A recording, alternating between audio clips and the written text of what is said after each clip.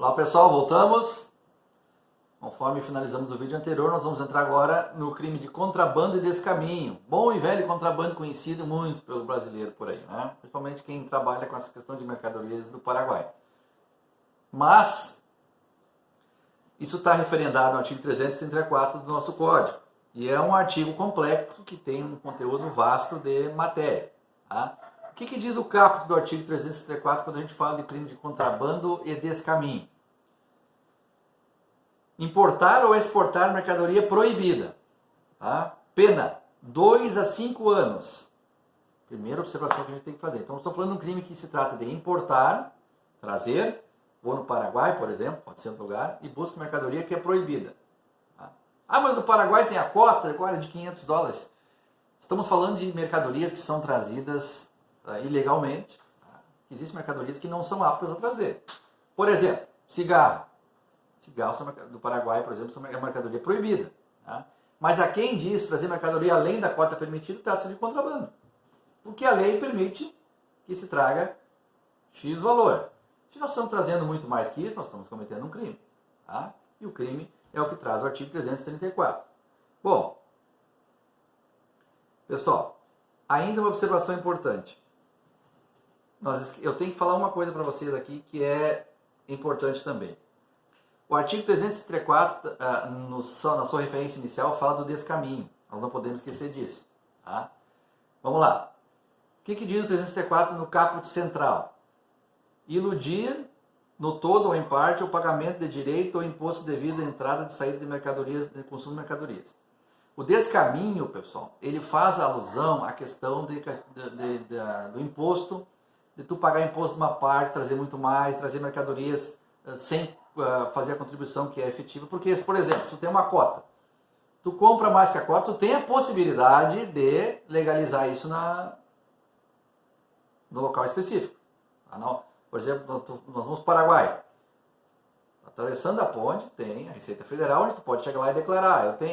A minha cota é R$500, mas eu estou trazendo R$800, então eu tenho que declarar os 300 e pagar o imposto sobre isso. Sem problema, desde que a mercadoria seja permitida de entrar no Brasil. Sem problema. Tá? Agora, quando eu não faço isso, eu estou cometendo o crime de descaminho. Tá? Porque eu não estou cumprindo com o que rege o artigo 334 no seu caput. Tá? E aí vem as possibilidades de similaridade. Tá? O que diz lá, no parágrafo 1º, incorre na mesma pena quem pratica navegação, cambotagem para trazer as mercadorias, quem vende e expõe mercadoria no depósito da mesma linha para fazer o transporte, etc. Tá? E aí nós vamos fazer o link com o artigo 334, a linha A, que eu expliquei antes, tá? Que trata especificamente do contrabando. Veja, o contrabando desse caminho tem a mesma linha de interpretação no que tange a questão das mercadorias proibidas. O que faz a referência de diferença entre os dois, tá? Ou diferença não é a palavra certa, o que faz a diferença de interpretação e similaridade no que tange a questão da configuração de um, é que um se refere principalmente a pagamento de direito de imposto, etc. Tá? O outro, o contrabando, efetivamente traz a questão da mercadoria em específico. Vamos analisar novamente o 334, a linha A. Importar ou exportar mercadoria proibida. Falei antes. O que importa nós abordar nesse artigo da linha A? Importantíssimo. Que vai incorrer na mesma pena de importar e exportar mercadoria proibida quem praticar fato assimilado ao contrabando. Que pode acontecer. Tá? No inciso 2º, importar ou exportar clandestinamente mercadoria destinada a registro, análise e autorização de órgão público competente. Mercadorias que precisam de registro, mercadorias alimentícias que precisam de registro para entrar no Brasil.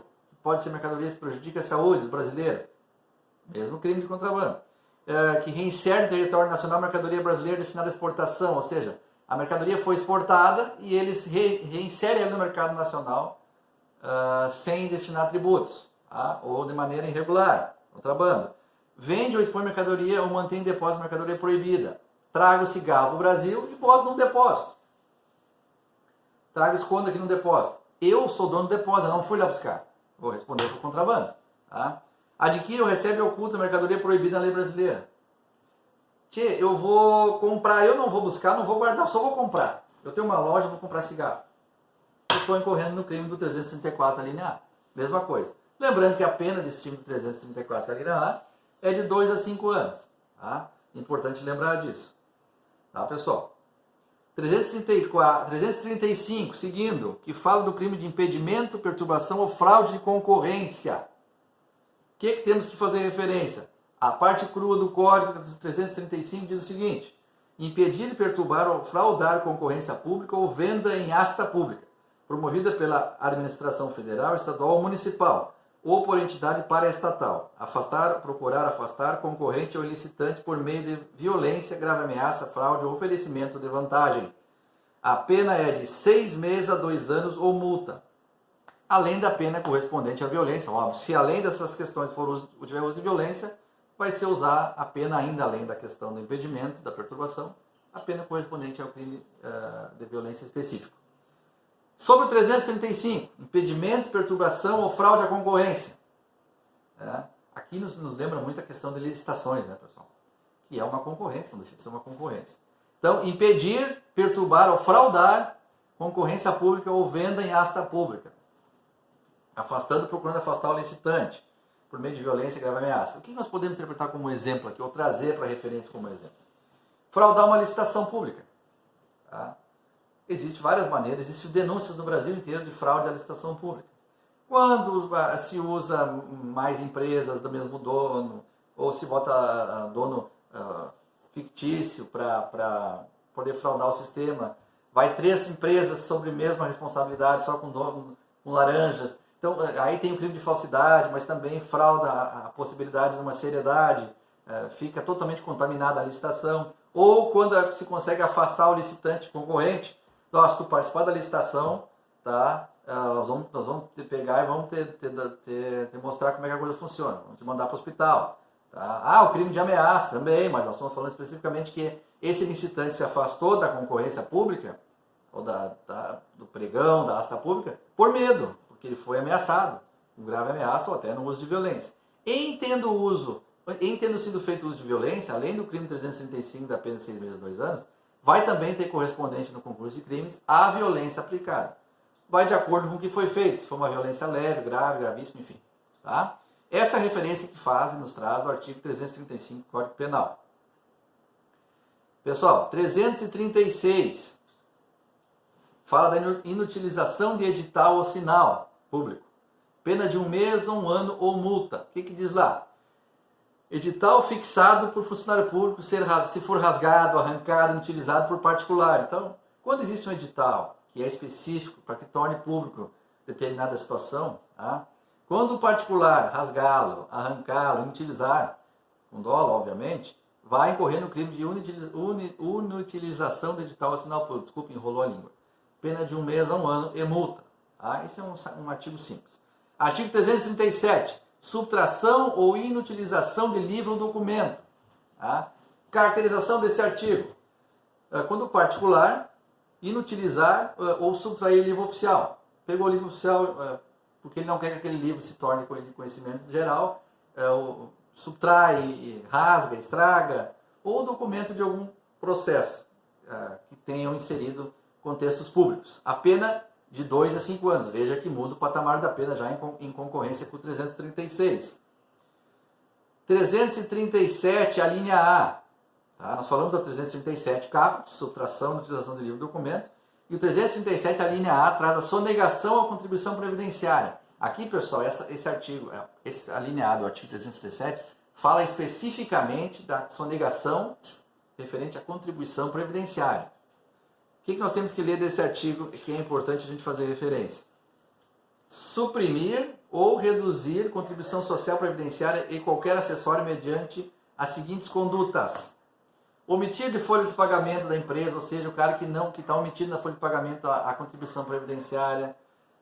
Deixe de lançar mensalmente títulos próprios de contabilidade da empresa, ou seja, mensalmente ele não está lançando os valores corretos.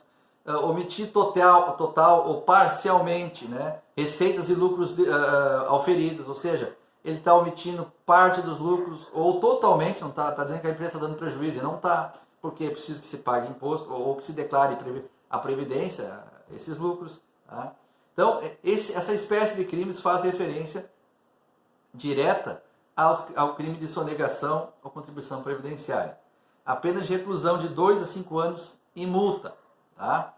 Seguindo nesse mesmo artigo 337, a linha A, o parágrafo 1º diz o seguinte: é extinta a punibilidade do agente, aqui tem a possibilidade de ser extinta, quando espontaneamente declara e confessa as contribuições, importância ou valores e presta as informações devidas à Previdência Social. Ou seja, há a possibilidade de ser extinta a punibilidade quando o agente, por livre e espontânea vontade, a tempo, tá, declara, vai lá e diz, eu errei, eu omiti, foi um erro, está aqui, o valor é esse, vai estar tudo certo.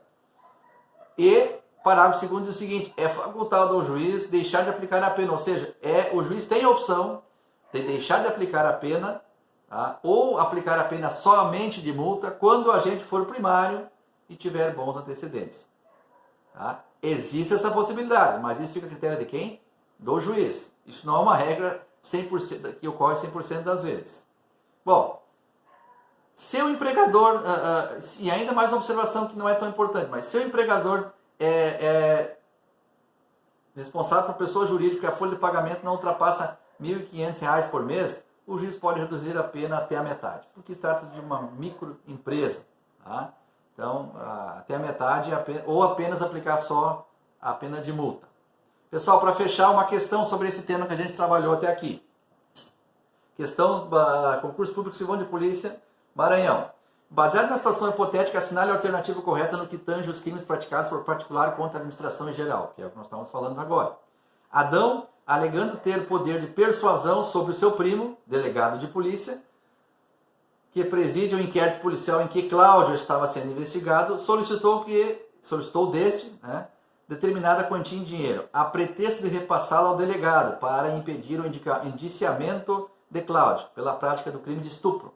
Então Adão está dizendo que ele é primo do delegado e que ele é muito amigo do delegado e que se ele receber um valor para ele passar para o delegado, vai ficar tudo por baixo do pano. Nessa situação hipotética, a conduta de Adão configurou o crime de quê? Corrupção passiva privilegiada, artigo 337. O que diz o 317? Corrupção passiva privilegiada. No parágrafo 2º, se o funcionário público pratica, nós estamos falando então de um particular, não é o crime de corrupção passiva. Advocacia administrativa, ele não está advogando. Tráfico de influência, 332. O que diz o 332? Tráfico de influência. Solicitar, exigir, comprar ou obter vantagem para si ou para outrem por promessa de vantagem ou para influenciar em atos de funcionário público. Crime praticado por particular contra a administração geral. Nós já podemos eliminar essa questão, vou dizer para vocês como. Vou dar uma dica que eu não deveria dar, mas vamos lá. Pessoal, quando tiver uma questão concursal, vocês têm que ver primeiro se a gente está falando do assunto que está tratado na questão. Porque nós estamos falando o seguinte: qual é a chamada da questão? Dos crimes praticados contra a administração em geral. Corrupção passiva é crime contra a administração pública. Não é. Advocacia administrativa é crime contra a administração pública. Não é. Tráfico de influências, crime praticado por particular contra a administração geral. Está dentro. Exploração de prestígio, que é a opção D, crime contra a administração da justiça. Não é. Corrupção passiva, crime contra a administração pública. Portanto, é simples, nós já conseguimos responder a questão só interpretando do que se trata. Se a questão pede para interpretar, em cima da questão hipotética, crimes praticados por particular contra a administração pública, a única opção possível aqui, que encaixa em um crime praticado por particular contra a administração pública, é a opção C, que fala de tráfico de influência. Tá? Que é quando um particular solicita um dinheiro, alguma espécie, ou algum lucro, alguma vantagem, para interferir em ação de funcionário público. Tá? Então, a única opção assertiva a ser marcada aqui é a opção C, porque na prática é a única que vai fazer a adequação perfeita com crimes praticados por particulares contra a administração em geral. Pessoal, até o próximo vídeo. Grande abraço.